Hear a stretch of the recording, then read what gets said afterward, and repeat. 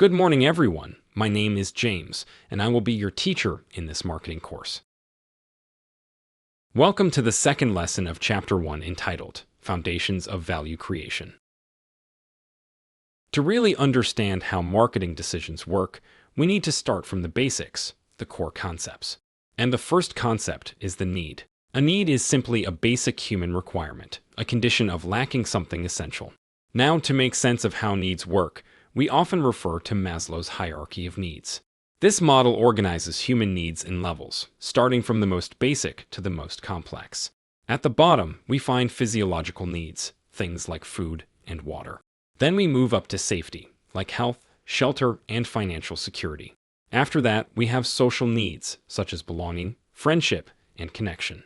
Then comes esteem, the need to feel respected, valued, and recognized. And finally, at the top of the pyramid, there's self-actualization, the drive to grow, improve, and achieve one's full potential. According to Maslow, we tend to satisfy our needs in order. We don't worry about esteem if we haven't met our basic survival needs. Now, here's where marketing comes in.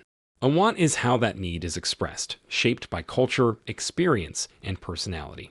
For example, if I'm thirsty, that's a need. If I crave an iced coffee or a specific brand of water, that's a want. But a demand. That's when a want is matched with buying power. So, if I want a smartphone and I have the means to buy it, I become part of the demand for that product. Let's move to the second concept, the market. In economics, a market is where buyers and sellers meet to exchange goods and services. But in marketing, the idea is broader. We define a market as the group of current and potential customers who share a common need or desire, and who might be interested in a product or service that satisfies it. Now, for an exchange to happen, a few basic conditions must be met. There need to be at least two parties involved.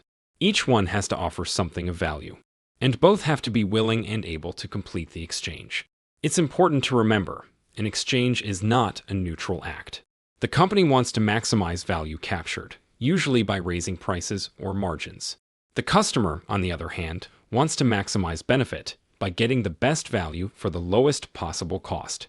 The moment of transaction is when this negotiation becomes real. Value is exchanged. And of course, this happens within legal and regulatory boundaries, which define the rules of the game. Now let's focus on demand. Demand is the total amount of a product or service that a specific group of consumers is willing and able to buy, in a specific place, during a given period, and under certain market conditions.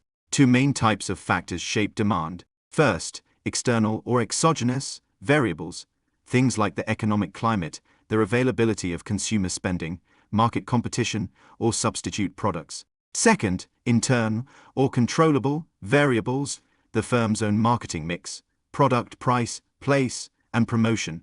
To visualize this, we can use a graph with an S-shaped curve, the logistic demand curve.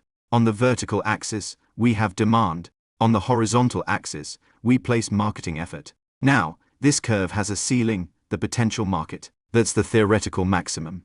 If the overall economy improves, the entire curve shifts upward. If there's a crisis, the curve shifts downward. But marketing efforts, like a new campaign or a product improvement, help us move along the curve. However, that relationship isn't linear. In the early stages of a product, we need a lot of effort for a little result. Later on, when the product becomes known, even small efforts can produce significant gains. But eventually, we hit a point where additional effort brings smaller returns. That's the law of diminishing marginal returns. Let's close with market share, a key indicator of a company's competitiveness. Market share tells us what portion of the market a company controls. We can measure it in different ways.